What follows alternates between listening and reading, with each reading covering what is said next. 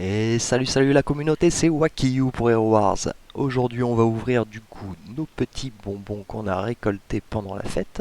Donc l'événement est parfaitement clean, tac tac tac tac tac tac tac. Hop, on a récupéré normalement tous les cadeaux tous les jours si je dis pas de bêtises, donc on doit avoir le max. Allez c'est parti, j'ai déjà cramé quelques petites citrouilles. Clac, allez, donnez-nous des citrouilles, des pièces d'artefacts, c'est pas ce qui nous intéresse. Voilà, une citrouille déjà. Allez, des glyphes, on prend, ça servira toujours.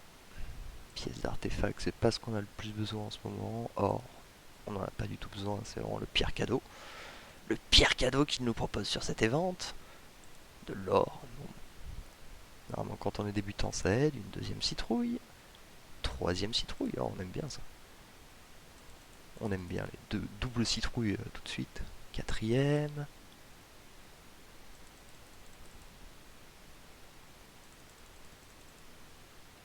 Allez, donnez-moi des citrouilles. Ok, des cœurs du chaos. Eh bien, donnez-moi des citrouilles. Bon, décidément, le jeu a décidé de me troll un petit peu, a priori.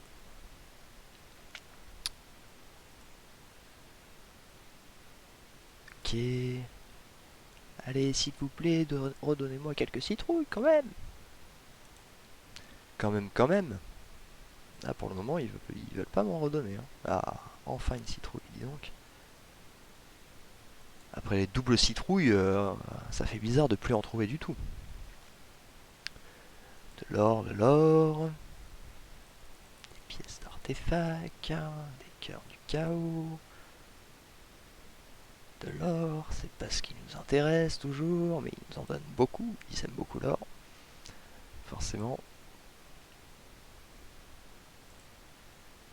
Ok, de l'or, encore. Glyphes. Autant les glyphes ça me va, les pièces d'artefacts c'est pareil, ça servira toujours. L'or c'est vraiment. Cœur du chaos c'est pareil, je crois que j'en ai quand même pas mal en stock, ça me sert plus à grand chose. Ah voilà la petite citrouille.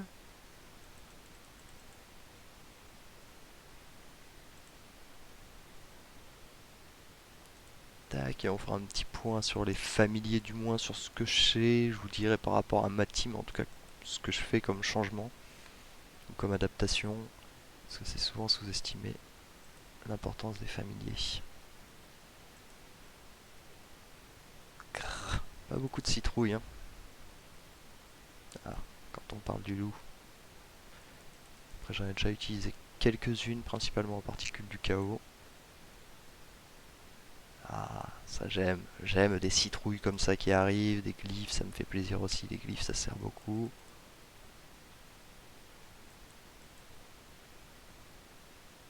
Ah, encore une petite citrouille.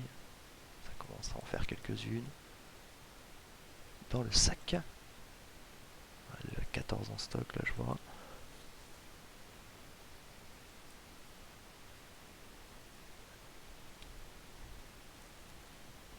Allez, moins de 30 à ouvrir encore. Hein. Voyons voir combien on en trouve en 30.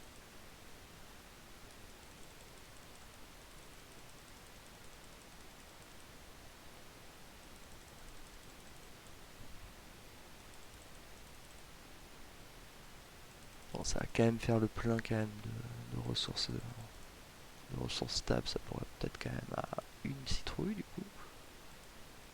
En 30 lancés, on va essayer de compter combien on en a.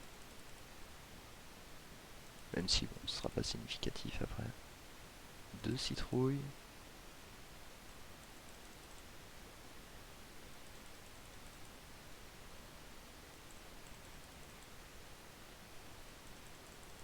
Ça me va, plein de glyphes, ça me va.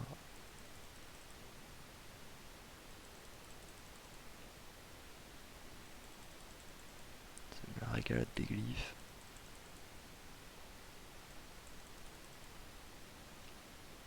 Donc une moyenne pour l'instant de 2 citrouilles, hein, sur 3 citrouilles sur 30 lancés, donc une citrouille tous les 10 lancés à peu près. On peut en conclure, après c'est une moyenne un petit peu à la va-vite, hein, parce qu'on peut en trouver bien plus. Et voilà, check. Donc, on a 17 citrouilles, c'est pas mal du tout.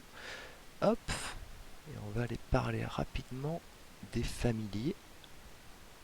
Je vous ai fait un super diaporama parce que vous savez que je suis fan des grands diaporamas. Alors, check. Donc, les familiers. On va voir donc pour les prix en particules de l'évolution. Donc pour remplir le stade blanc, c'est 300 particules, vert 500 particules, vert plus 1, ce sera 700 particules, bleu 1500 particules, bleu plus 1 2100 particules, bleu plus 2 3800 particules. Là on va commencer à taper dans le lourd quand on passe en violet puisque ça passe tout de suite à 9000 particules pour le remplir. 12 000 particules, 22 500 particules pour le violet plus 2 et enfin 30 000 particules pour le violet plus 3, ce qui nous demande au total pour aller du blanc jusqu'à violet plus 3 max monter 82 400 particules. Donc ça fait quand même un bon petit stock, si je me suis pas planté dans mon calcul du moins. Du coup, les familiers. Erreur déjà à ne pas faire que j'ai commis par exemple.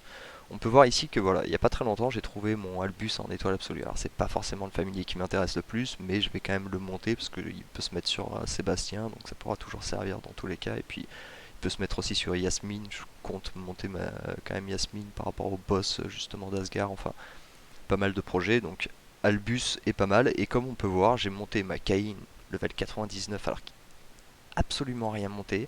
Mara, c'est pareil, ça c'était au tout début du jeu que j'ai fait quelques erreurs, du coup j'ai monté quelques pierres, mais je l'ai monté level 130 et du coup en fait, là j'ai deux niveaux. En fait, si j'avais pas monté ces héros et que j'étais resté patient en me disant bon ben je verrai lequel je monte des 4, et ben en fait j'aurais pu avoir déjà mon Albus level 130. Donc ici on va principalement focus ça, hop. Erreur à ne pas faire aussi dans les aventures. Alors là c'est dommage parce que je suis en pleine aventure, elle n'est pas terminée. C'est par exemple, imaginons que du coup je monte Albus, tac, que je passe au stade plus 1, et cette pierre j'en ai pas en stock. Et pour la récupérer, on voit que je peux faire l'aventure 4. Il va surtout pas falloir faire l'aventure 4 si vous êtes déjà en mesure de faire l'aventure 11 par exemple, ou 10. Parce que vous allez gagner tellement plus de particules du chaos, tellement plus de potions d'XP, tellement plus d'œufs, le ratio sera bien meilleur en fait, et vous... Ah, excusez-moi. Le ratio sera bien meilleur en l'achetant plutôt qu'en allant la gagner, étant donné qu'en plus vous allez peut-être faire 4 fois l'aventure 4 avant de trouver votre bonne pierre. Donc du coup, restez sur les aventures les plus hautes et achetez vos pierres, n'hésitez pas. Après, moi là j'ai fait une erreur parce que normalement j'aurais dû en avoir plus en stock, mais je suis pas sûr, c'est peut-être que les aventures 4, tout ça, je les ai très vite nettoyées. Alors ensuite, moi ce que je sais par rapport à ma team, après bien sûr, hein, je vais pas partir sur des grandes philosophies que je ne connais pas. Ce que je fais principalement pour mes héros et mes patronages de familiers, c'est que Krista, sur ses skins, elle a de l'intelligence, de l'attaque magique, de l'armure et de la santé. Ce qui fait qu'elle va être très résistante. Et Lars, pardon, excusez-moi, intelligence, attaque magique, pénétration magique qui est très très important et armure. Il n'a pas santé, ce qui fait qu'il va souvent vite tomber mais qui met beaucoup de dégâts étant donné qu'il a déjà un skin de pénétration magique. Donc du coup, moi je sais que je vois beaucoup de joueurs mettre Merlin sur Lars. Le seul problème en mettant Merlin sur Lars, c'est certes vous allez avoir un Lars surpuissant, il n'y a pas de problème, mais le problème de Lars c'est qu'il n'a pas assez de santé, donc du coup il va très vite mourir. Donc du coup je préfère mettre Axel personnellement sur Lars, de manière à diminuer les dégâts, puisque Axel va faire en sorte qu'il puisse pas prendre plus de 50% de dégâts de sa vie. Et ensuite, je vais mettre Merlin par contre sur Krista. Parce que Krista, elle a aucun skin qui booste sa pénétration magique. Et ça va nous faire une Krista en fait très forte. Donc du coup, ça c'est des petites adaptations à faire. Par exemple, si je joue par exemple contre une team Yasmine, je vais encore changer mes patronages. Parce que contre Yasmine, je vais avoir Helios au fond. Donc Lars par contre a plus spécialement besoin d'avoir beaucoup de vie étant donné que c'est Helios qui va prendre les dégâts principaux. Donc du coup là par contre je vais remettre Merlin sur Lars et Krista prendra plutôt Biscuit. Biscuit en général je le mets sur Astaroth même si ça sert pas à grand chose mais par rapport au stats ça passe étant donné que c'est attaque magique et que le bouclier de Astaroth dépend de l'attaque magique. Et ensuite, pour ce qui est des héros et de ce que je sais, je pense que si vous faites une team Twin, ce sera très très important de toujours mettre un Jorgen avec. En tout cas, il est très tendance, même si Sébastien le contre. En fait, c'est ça le problème, c'est que s'il n'y a pas de Sébastien sur votre serveur, effectivement, Jorgen est très rentable. S'il y a beaucoup de Sébastien, Jorgen devient moins rentable. Sébastien, c'est un très gros contre à Jorgen, puisque Jorgen va taper dans les jauges d'énergie des adversaires de manière à les diminuer. Et Sébastien fait qu'on ne peut pas subir d'effets négatifs. Donc on ne va pas subir cet effet et notre énergie va être boostée normalement. Donc du coup, c'est pour ça qu'il est très important. Helios, je pense que je l'apprends à personne, c'est le contre parfait de Yasmine. Aurore, c'est vraiment le meilleur tank. Moi, si je ne l'ai pas monté, c'est uniquement pour la seule bonne raison que je m'en suis rendu compte beaucoup trop tard. Mais si vous êtes encore en tout cas en transition ou en train de chercher, n'hésitez pas, c'est Aurore, le meilleur tank actuel, point barre. Après, vous pouvez peut-être faire une compo à la rigueur en tank avec Corvus. Corvus et Morrigan. Si vous montez l'un, vous montez les deux, bien sûr. Le duo est très très fort. Je sais que personnellement, avec mes twins, je peux rien faire contre Corvus et Morrigan. Je pense que c'est plutôt les teams physiques qui vont faire ça. Donc, Céleste est très très apte aussi hein, dans des teams Krista, Astaroth. Enfin, avec Twin Céleste, c'est très très bien aussi. Martha peut être un bon point. Surtout, par exemple, ça va plutôt être pour le PVE, moi que je vais utiliser Martha pour soigner par exemple ma Yasmine contre les boss, ce genre de choses. Isaac, bon, c'est un destructeur de mages, tout simplement, hein, on va pas discuter sur le sujet. Kark, c'est un très bon attaquant physique, mais malheureusement, après là, on arrive sur des personnages que je connais pas. Je sais que Kark, normalement, est censé très bien fonctionner avec Kai, mais en fait, il fonctionne bien mieux avec Sunface, parce que quand Sunface répète le pouvoir de Kark, ça fait la double attaque de Kark, et c'est très très très dangereux du coup. Voilà, pour ce qui est des héros, mais en tout cas, voilà, je pense que c'est très important de monter 4 voire 5 héros en violet. Parce qu'en fait, quand vous patronnez, par exemple, si je patronne on va prendre celui-ci, check, en patronage, là par exemple en bleu, normalement je peux déjà patronner Sébastien, si je dis pas de bêtises, je vais quand même aller vérifier que je ne vous dise point d'erreur. Tac, voilà, je peux déjà le patronner. Par contre, ce qu'on peut voir qui est très intéressant, clic. Excusez-moi, ce qu'on peut voir qui est très intéressant, j'étais en train de dire, je suis déjà en train d'oublier ce que j'étais en train de dire.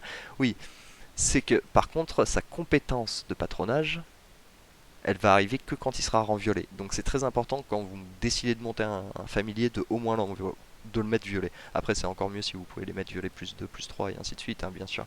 Mais je pense que 4 à 5 familiers c'est vraiment le minimum. Il faut vraiment pas sous-estimer le patronage des familiers, c'est très très important. C'est tellement improbable. Moi, il y a des teams. Là, malheureusement, j'ai plus les exemples parce que je filmais pas à l'époque, mais sinon j'aurais pu vous filmer ça. Il y avait un joueur qui avait 124 000, je crois, de puissance en plus que moi, si je dis pas de bêtises, et j'arrivais à le battre en fait, mais en changeant complètement, mais juste mes patronages de familier en fait. Et juste en faisant ça, ça faisait une différence incroyable. Et des fois, c'était presque irrationnel. Enfin, on comprenait pas comment un patronage pouvait autant y jouer, et pourtant c'est vraiment très important. Donc, par exemple, c'est toujours pareil ici. Et tout à l'heure, je disais que je mettais souvent Axel sur Lars, mais par exemple, si je suis contre une team heal, bien entendu, je vais remettre Merlin sur Lars, histoire que ce soit une machine de guerre qui fasse du dégât monumental. Tout simplement parce qu'une team heal va pas me faire trop de dégâts. Mais par contre, contre une team où il y a par exemple un Kark qui va me mettre beaucoup de dégâts, là il est essentiel que je mette Axel sur Lars. Et pour vous, c'est pareil. Axel, je pense que si vous êtes encore en tout début de partie, je pense que Axel est le meilleur familier, le plus équilibré en tout cas, qui peut patronner le plus de héros en plus de ça. Biscuit est très très intéressant justement pour contrer Axel et Olivier. Moi je l'utilise beaucoup en arène et c'est très très très efficace. C'est pour ça que j'ai décidé de le monter à la base. Je m'étais pas intéressé, maintenant je regrette un petit peu de pas avoir participé plus à les vendre pour l'avoir au moins 5 étoiles. Mais bon, ce qui est fait est fait comme on dit. Donc du coup, mais déjà en 4 étoiles, il fait un très très très bon travail en tout cas. Voilà, voilà, en tout cas je pense vous avoir appris un petit peu tout ce que je pouvais sur le sujet, en tout cas par rapport à mes connaissances actuelles. Tiens, hop, on peut acheter 50 particules du chaos, c'est toujours cool. Voilà, donc moi pour l'instant là par exemple je comptais monter mon Albus, mais je me dis que tant qu'il n'est pas au moins level 120 ça sert à rien que je perde trop de temps dessus. Donc là en fait je vais repartir tout simplement sur biscuits que je compte amener au moins plus 2, histoire qu'ils passent les 100 000 de puissance. Après je verrai si je repars un petit peu sur Axel. Je pense pas finir Merlin tout de suite, il me reste encore pas mal de pierres et c'est quand même pas mal de taf. Donc je vais voir ça plus tard. Voilà, voilà. En tout cas, écoutez, je vous souhaite sur ce une très bonne journée. Il y a Asgard qui vient d'arriver. Je vais pas encore trop faire d'annonce là-dessus parce que je ne sais pas du tout. Si je me suis un petit peu renseigné, mais je sais pas encore exactement comment ça fonctionne. Ce sera plus précis quand ça aura commencé. Donc on fera des vidéos à ce moment-là. S'il y a des stratégies à mettre en place, des conseils à voir. Voilà, voilà. Écoutez, je vous souhaite une très bonne journée, un très bon jeu à tous. Merci à tous pour votre vision. N'hésitez pas à vous abonner, à lâcher un petit like. Ciao, ciao.